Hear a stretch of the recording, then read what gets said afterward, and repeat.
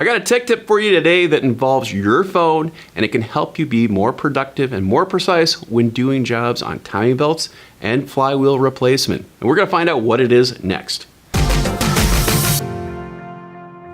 This video is sponsored by Auto Value and Bumper to Bumper. Visit us online for more information.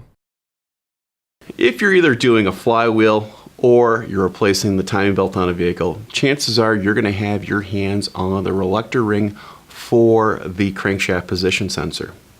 Making sure that this is properly orientated when everything is reassembled is critical.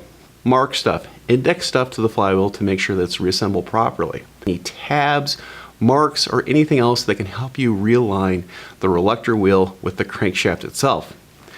But a great tip, use your phone. Take some pictures of those tabs so you know what it looked like coming off and what it looks like going back on the vehicle. This way you can save yourself a lot of frustration. So use that free camera app on your phone and it's going to save you a lot of heartache. I'm Andrew Markell. Thank you very much.